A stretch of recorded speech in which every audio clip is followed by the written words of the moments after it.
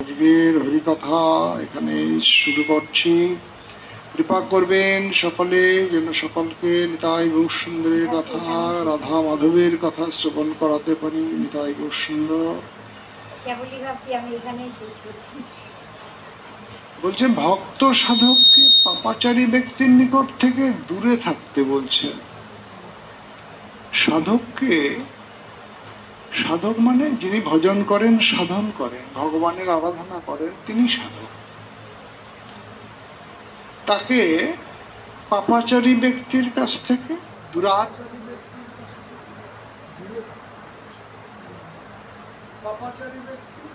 দূরে থাকতে হবে।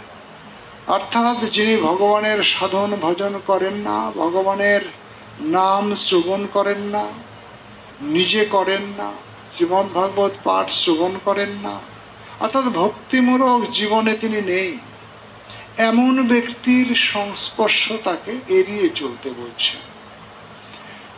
শ্রীমদ্ ভাগবতে বলছে যে এমন ব্যক্তিকে চিনব কিভাবে। তাহলে যিনি ভগবানের আরাধনা করেন না, দুরাচারী ব্যক্তি, এরম ব্যক্তি অসৎ। অসৎ ব্যক্তি যিনি কৃষ্ণ ভজন করেন না, নিতাই গৌরী শ্রীপাদপদ্ম আরাধনা করেন না, তিনি অসৎ। যিনি চুরি করেন, ডাকাতি করেন, তিনি অসৎ।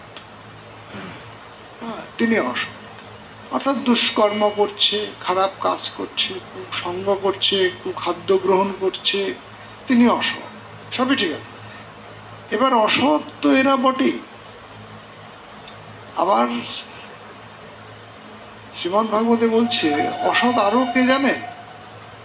কাদের সঙ্গ এড়াতে হবে? এদের সঙ্গ তো আমরা এড়াবই। কারণ কৃষ্ণ ভজনের পথে যারা আছেন সকলেরই এটা কর্তব্য। ভজনের পথে, ভক্তির পথে যারা আছেন তাদের এটা সকলেরই কর্তব্য। বিরাট সাধক কি শুধু দুষ্কৃতি অবৈষ্ণবের সঙ্গে এড়াবেন আর আমরা কি বসে থাকবো তা না, সকলেরই কর্তব্য এটা। এবার বলছে অসৎ আর কারা? যারা কৃষ্ণ ভজন করে না, চুরি ডাকাতি করে, কুখাদ্য গ্রহণ করে, বৈষ্ণব সদাচার একেবারেই মানে না, পালন করে না, একাদশীর ব্রত পালন করে না, হরিনাম মুখে নেই, কৃষ্ণ নাম নেই, যার কণ্ঠে কৃষ্ণ নাম উচ্চারিত হয় না, ক্ষণকালের জন্যও নয়, এমন ব্যক্তিকে আমরা অসৎ বলতে পারি। কিন্তু আরো কারা জানেন? আমরা জানলে অবাক হব। আমাদের সমাজে তো অনেক শিক্ষিত মানুষ আছে, জড়বিদ্যা পণ্ডিত আছে, বিরাট বিদ্বান আছে, বিদুষী আছে, অনেক লেখাপড়া শিখেছেন, স্কুল কলেজের বিদ্যায় পণ্ডিত হয়েছেন, ধনবান ব্যক্তি, রূপবান ব্যক্তি, এরকম এমন ব্যক্তিকে আমরা সমাজে উঁচু পদে রাখি। বিরাট ব্যক্তি, গুণী, বিদ্বান, বিদুষী, ঐশ্বর্যময়, রূপবান, বহু কিছু, অনেক গুণ তার আছে। এই গুণগুলো কি জানেন? এগুলো একেবারে জাগতিক গুণ, জড় জাগতিক গুণ। এর ভগবতেও ওই কোনো গুণাবলী নেই, কোনো অর্থ নেই, তাৎপর্য নেই, একেবারে পদ্মপাতার জলের মতো ঠুনকো, কোনো অর্থ নেই। এবার এই ধরনের গুণে গুণান্বিত কোনো বিদ্বান ব্যক্তি, কোনো বিদুষী মানে মহিলা, অনেক লেখাপড়া শিখেছেন, স্কুল কলেজ বিশ্ববিদ্যালয়ের অনেক ডিগ্রি অর্জন করেছে, এমন ব্যক্তিও যদি বিদ্বান, প্রভূত বিদ্যা অর্জন করেছেন, অনেক ধনবান, প্রচুর অর্থ আছে, ধন সম্পদের মালিক, অর্থাৎ ধনবান ব্যক্তি, বিদ্বান ব্যক্তি, তিনি যদি চুরি ডাকাতি নাও করেন, সমাজের কোনো কুকর্ম তিনি নাও করেন, কুখাদ্য যদি গ্রহণ নাও করেন, এরূপ ধনবান ব্যক্তি, এরূপ বিদ্বান ব্যক্তি যদি কোনোভাবে আমরা জানতে পারি তিনি কৃষ্ণ ভজন করেন না, ভগবদ বিমুখ, ভগবানের নাম কোনোদিন শ্রবণও করেন না, নিজেও করেন না, অর্থাৎ ভগবানের পথ থেকে তিনি একেবারেই বিচ্যুত, যোজন যোজন দূরে অবস্থান করছেন, অর্থাৎ ভক্তি মার্গে তিনি অবস্থান করেন না, এমন ব্যক্তিও দুর্জন। ঠিক আছে, এমন ব্যক্তিও দুর্জন। মানে ভগবানকে বিশ্বাস করে না, না, নাস্তিক, ভগবানের প্রতি ভক্তি নেই, ভাব নেই, ভগবানের নাম করে না, স্মরণ নেই, মনন নেই, এমন ব্যক্তি অর্থাৎ কৃষ্ণ ভজন রহিত, কৃষ্ণ বিমুখ, ভগবানের দিক থেকে মুখ ফিরিয়ে বিষয় চিন্তায় ডুবে আছে, সদা বিষয় চিন্তা করছে, জড়জাগতিক পাণ্ডিত্য অর্জনের চেষ্টা করছে, সবাই আমাকে সম্মান করবে, আমি অনেক লেখাপড়া শিখেছি, বিদ্যা অর্জন করেছি, সবাই আমাকে উঁচু আসন দেবে, সমাজের মাথা মনে করবে, প্রশংসা করবে, অনেক লেখাপড়া জানা ব্যক্তি আমি, আমার ধন আছে, অনেক ঐশ্বর্য আছে আমার, সবাই আমার সুনাম করবে, শ্রদ্ধা করবে, ভক্তি করবে, সমাজে আমাকে উঁচু আসন দেবে। কিন্তু যদি আমি কৃষ্ণ ভজন না করি, ভগবানের দিক থেকে আমি মুখ ফিরিয়ে নিয়ে বিষয়ের মধ্যেই ডুবে আছি, জড়জাগতিক বিষয় চিন্তার মধ্যে আমার সারাক্ষণ কেটে যায়, ক্ষণকালের জন্য আমি হরিনাম করি না, তাহলে আমি অবশ্যই নরাধম। এবং এই রকম ব্যক্তিও বলছে যে এই ধরনের ব্যক্তির সঙ্গ পরিত্যাজ্য। যত লেখাপড়াই শিখুন তিনি, তার সঙ্গ অসৎ, তার সঙ্গটাও অসৎ, এই অসৎ সঙ্গ পরিত্যাজ্য, এই অসৎ সঙ্গ পরিত্যাজ্য। হ্যাঁ, তার সঙ্গ করা যাবে না, না তার সঙ্গ করা যাবে, হ্যাঁ আমরা তার সঙ্গ করব না, কারণ তিনি কৃষ্ণ ভজন করেন না। সারাদিন কেন, সারা মাস কেন, বছরে হয়তো একবারও কৃষ্ণ নাম মুখে আসে না, ভগবানের দিক থেকে ফিরিয়ে মুখ ফিরিয়ে নিয়ে শুধু বিষয় চিন্তায় ডুবে আছে এবং ভগবানকে বিশ্বাসও করছেন না। অথচ হয়তো তিনি সৎকর্ম করছেন। কি সৎকর্ম? মানুষকে দান করছেন, তার ব্যবসা বাণিজ্যের মধ্যে সততা আছে,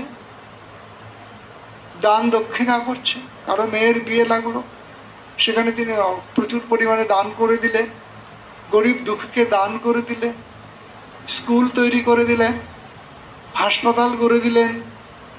সমাজে এগুলোর দরকার আছে ঠিকই, এগুলোর দরকার আছে ঠিকই, করে দিলেন, প্রচুর দান করলেন, পূজা পার্বণে অনেক অর্থ দান করে দিলেন, সামাজিক কর্মে তার অনেক দান আছে, অবদান আছে, সবই ঠিক আছে। কিন্তু তিনি যে ভগবানকে মানেন না, ভগবানের চরণে তার ভক্তি নেই, আরাধনা নেই, সাধন নেই, ভজন নেই, কৃষ্ণ নাম মুখে উচ্চারিত হয় না, অর্থাৎ নববিধা ভক্তির কোনো একটা অঙ্গকেই তিনি গ্রহণ করেননি। কোনো একটা অঙ্গকে গ্রহণ করে যদি তিনি সেই পথে ভগবানের আরাধনা করতেন, তাও আমরা তার সঙ্গ করতে পারতাম, তার সঙ্গ কখনোই পরিত্যাজ্য হতো না। কিন্তু এইরকম বিদ্বান ব্যক্তি, ধনবান ব্যক্তির সঙ্গ আমরা পরিত্যাগ করব। সাধককে এটা মাথায় রাখতে হবে। অর্থাৎ যিনি ভজন করছেন, সাধন করছেন, তাকে এই বিষয়গুলো মাথায় রাখতে বলছেন।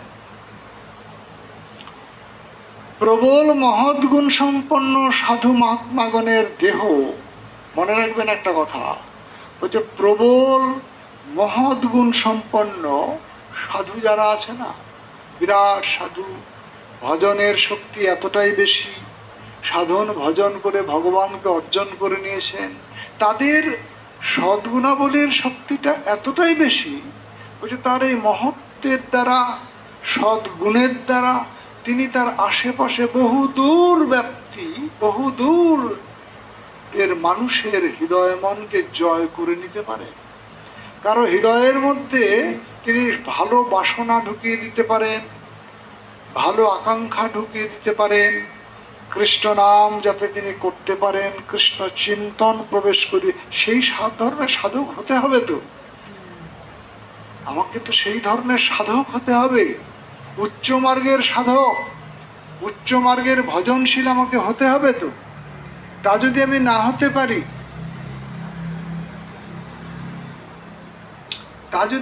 হতে পারি, তাহলে আমি পারবো কি পারবো না?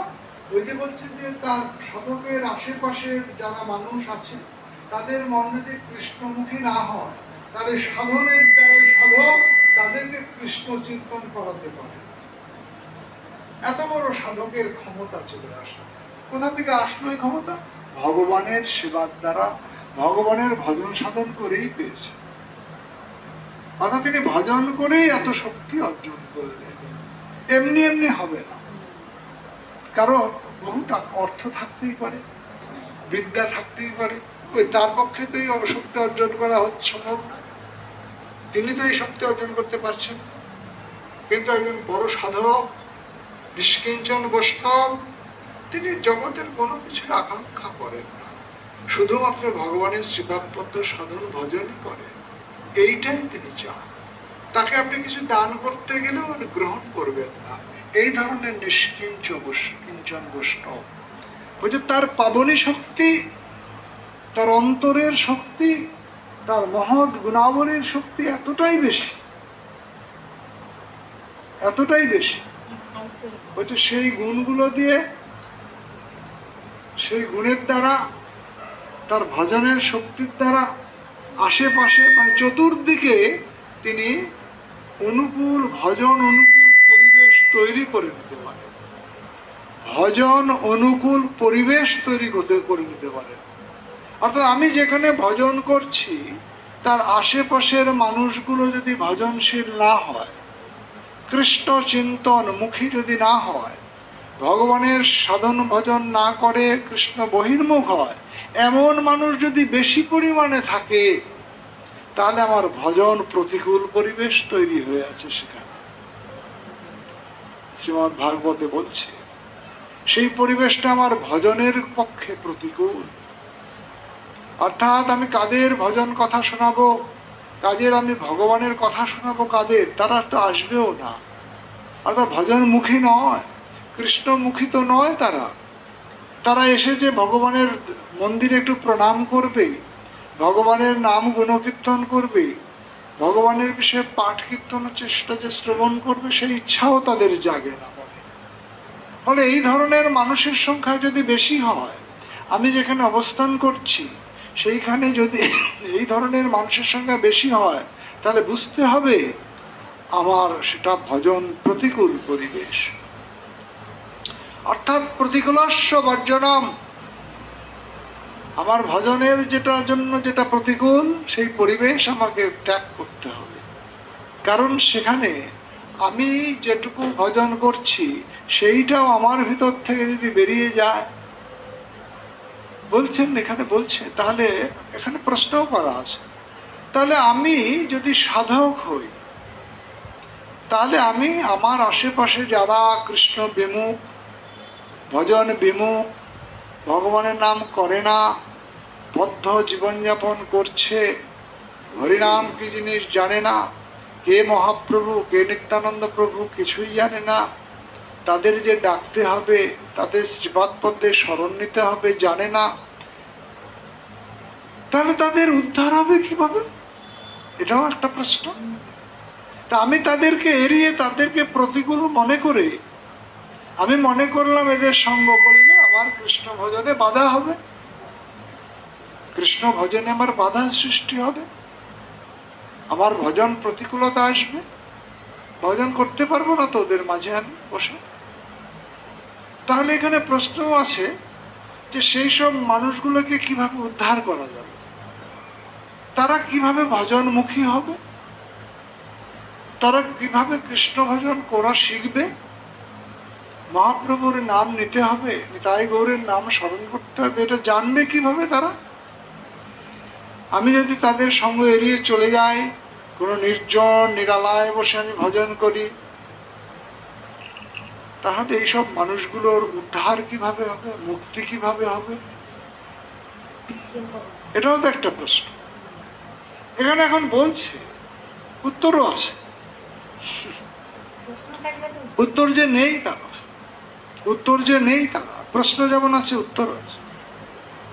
এদের যদি আমি উদ্ধার করতে চাই, আমার যদি মনে এই বাসনা আসে যে আমার আশেপাশে যারা কৃষ্ণ প্রতিমুখ, কৃষ্ণ বহির্মুখ, কৃষ্ণ ভজন করে না, বিষয় চিন্তায় মগ্ন, সংসারবদ্ধ জীব, ক্ষণকালের জন্য হরিনাম করে না, বৈষ্ণব সদাচার কি, বৈষ্ণবতা কি জিনিস কিছুই বোঝে না। আমি তাদের যদি মনে করি এদের আমি উদ্ধার করব, তাহলে কি আমাকে তাহলে ভজনশীল হতে হবে, উচ্চ ভজনশীল হতে হবে, আমাকে শক্তি সঞ্চয় করে নিতে হবে। অর্থাৎ দেখবেন বড় বড় সাধক অনেক বৈষ্ণব আছেন, তার চরণের প্রকৃতপক্ষে কি কারো চরণ স্পর্শ করে প্রণাম করতে নেই। মনে রাখবেন একটা কথা, দূর থেকেই প্রণাম করতে হয়। দণ্ডবোধ প্রণাম করবেন, একটু দূরত্ব বজায় রেখে করবেন। এই শিক্ষাটা আমাদের অর্জন করতে হয়। অনেকে আছে গিয়ে চরণে স্পর্শ করে মনে শান্তি পায় না, যে না আমি স্পর্শ করলেই যেন সব কৃপাটা চলে এলো আমার। এটা উচিত নয়। কারণ সে যত বড় বৈষ্ণবী, তার চরণ স্পর্শ করা যাবে না। অনেক তত্ত্ব আছে, সেগুলো এখানে বলবো না, অন্য সময় বলা হবে সেটা। এইটুকু জানবেন, দণ্ডবোধ প্রণাম দিন, তিনিও দণ্ডবোধ দেবেন। উচ্চ ভজনশীল যারা না, বৈষ্ণব সদাচার পালন করেন যারা, তারা এত বিনয়ী, এত বড় মহৎ, তারা চুপচাপ দাঁড়িয়ে দাঁড়িয়ে প্রণাম গ্রহণ করলেন তা করেন না, তিনিও দণ্ডবোধ দিয়ে দেন। এটা তার শিষ্টাচার, বৈষ্ণবীয় শিষ্টাচারের মধ্যেই পড়ে। এবার এই যে প্রণাম দিলেন বা কোনোভাবে তার শ্রীপাদপদ্ম স্পর্শ করে ফেললেন, আমরা কত রকমের কুখাদ্য গ্রহণ করি। আমার দেহ অপবিত্র, আমার দেহ অপবিত্র, আমার চিন্তন অপবিত্র, আমার স্মরণে মননে কৃষ্ণ নেই, মহাপ্রভু নেই, কুচিন্তা করছি সারাক্ষণ, অসৎ সঙ্গ করে বেড়াচ্ছি সারাক্ষণ। আমার দেহ যেমন অপবিত্র, আমার মন অপবিত্র, হৃদয় অপবিত্র, চিত্ত অপবিত্র, আমার পরিধেয় বস্ত্র অপবিত্র, সবই তো অপবিত্র। আমার কিসের ক্ষমতা, আমার কিসের অধিকার এলো সেই মহতের শ্রীপাদপদ্ম স্পর্শ করার? এই শিষ্টাচার আমাকে শিখতে হবে, জানতে হবে। আমি তার চরণ স্পর্শ করলাম মানে আমার সব পাপ ঢুকে গেল। আমি যত কুকর্ম করে বেড়াচ্ছি, যত কুখাদ্য খেয়ে বেড়াচ্ছি, পাপ সঞ্চয় করে বেড়াচ্ছি। তো এই জগৎ সংসারটা তো পাপের আতুর ঘর, বিরাট একটা খনি। এই সংসারটা হচ্ছে বিরাট পাপের খনি। খনি চেনেন তো? ওখানে সোনা রূপা টাকা পয়সা লোহার খনি হয়, কয়লার খনি হয়, বিরাট বিরাট কয়লার খনি যেমন হয় না, আমাদের জগৎ সংসারটা হচ্ছে পাপের খনি। ওখানে পাপ অহরহ তৈরি হচ্ছে। এটা অনেকবার বলা হয়েছে, এটা বুঝিয়ে বলতে গেলে অনেক সময় লাগবে। এইটুকু জানলে অনেক হয়ে যাবে আমাদের। আমরা যদি এইটুকু বুঝতে পারি, মনে রাখতে পারি যে আমাদের জগৎ সংসারটা যে পাপের আতুর ঘর, পাপের একটা বিরাট খনি। আমি সেই পাপের আতুর ঘরের একটা বিরাট বাসিন্দা। আমি সদা সর্বদা পাপ করে চলেছি, আর আমার অধিকার এসে যাবে, যোগ্যতা আসতে পারে কখনো। আমি বিষয় চিন্তায় মগ্ন, আমি বিষয়ী মানুষ, কৃষ্ণ চিন্তন রহিত ব্যক্তি আমি। না আছে আমার সাধন, না আছে আমার ভজন, মহাপাপিষ্ঠ ব্যক্তি আমি। আমি কি একজন শুদ্ধ বৈষ্ণবের চরণ স্পর্শ করে প্রণাম করতে পারি কি? এই জিনিসটা যেদিন আমরা শিখতে পারবো, সেদিন আমি জানবো যে আমি কিছুটা হলেও বৈষ্ণবতা শিখেছি।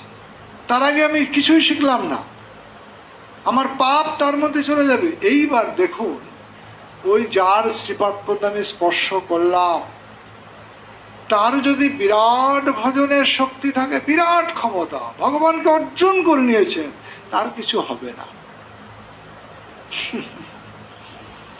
আমার যেটুকু পাপ আমি দিলাম, তার চরণ স্পর্শ করে যেটুকু গেল ভিতরে, ওই পাপটা তাকে কিছু করতে পারবে না। তার এত শক্তি, তার সাধনের এত গুণ, এত মহান শক্তিতে তিনি ভরপুর, যে ওই পাপটা তার কোনো ক্ষতি করতে পারবে না।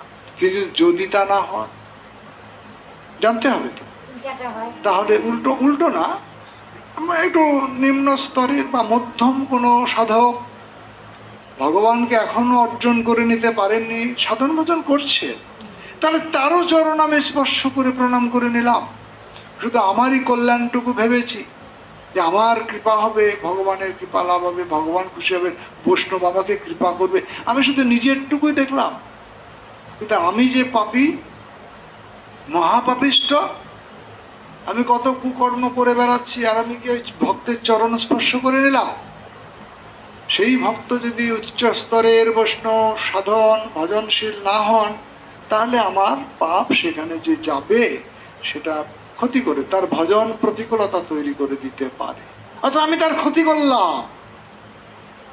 সুতরাং সকলকেই এগুলো মেনে চলতে হবে, আচরণ ঠিক করতে হবে আমাদের।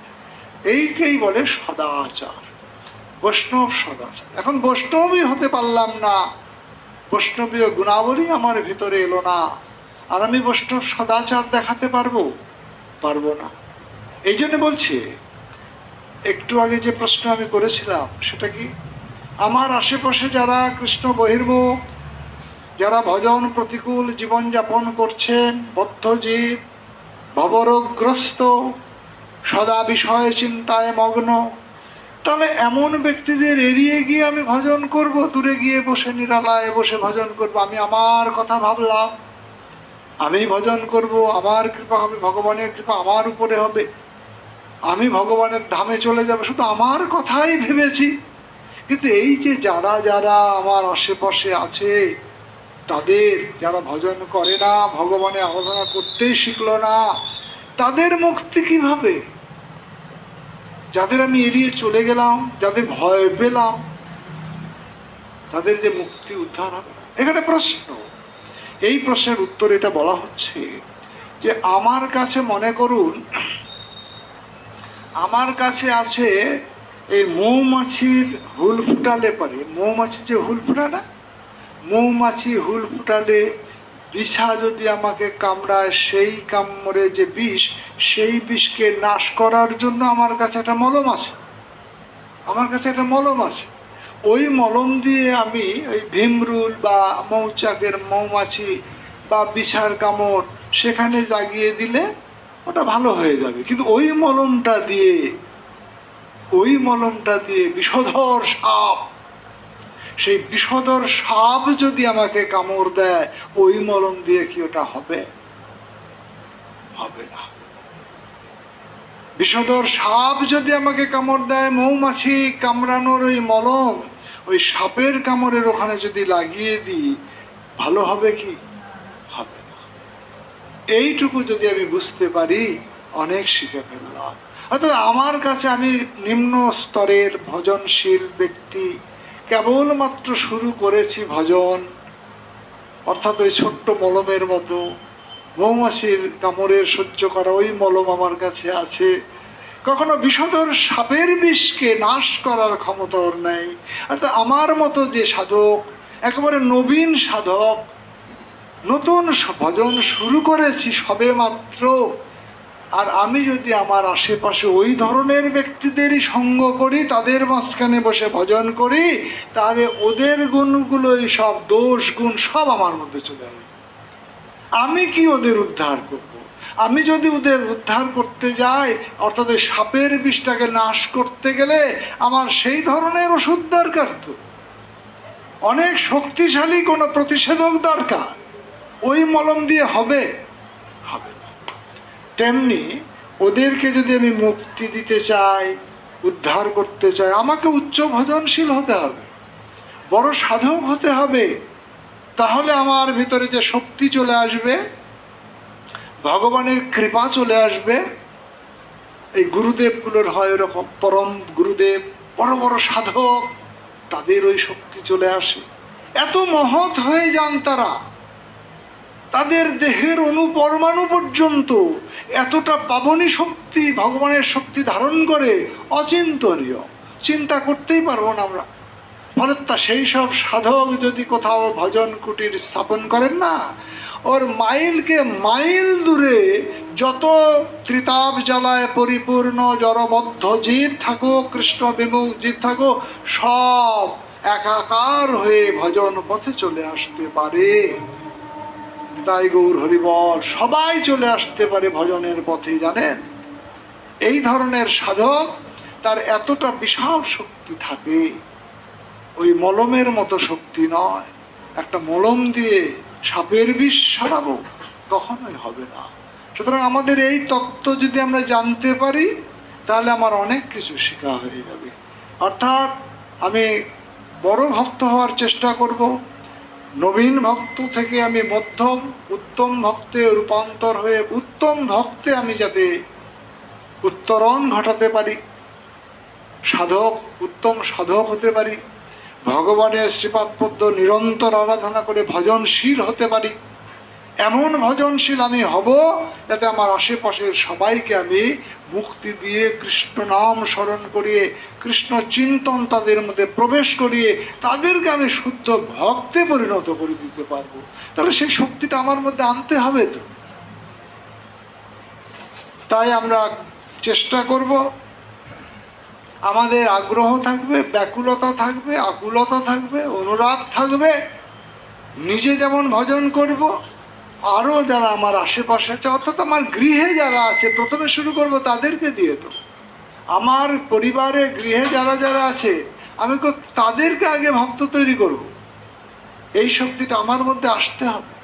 সুতরাং আগে আমাকে তৈরি করতে হবে ভজনশীল ভাবে, সাধক রূপে আমাকে তৈরি করতে হবে। তারপরে আমি আর সকলের আমি দায়িত্ব গ্রহণ করবো। আমার আশেপাশে যারা আছে সকলকে আমি কৃষ্ণ ভক্তি পরিণত করতে পারি। যেন নিতাই গৌরের শ্রীপদ পদে এটা আমার প্রার্থনা থাকবে, আকুলতা থাকবে, ব্যাকুলতা থাকবে। নিতাই গৌর হরে বলো, নিতাই গৌর হরি বলো, নিতাই গৌর হরি বলো, নিতাই গৌর।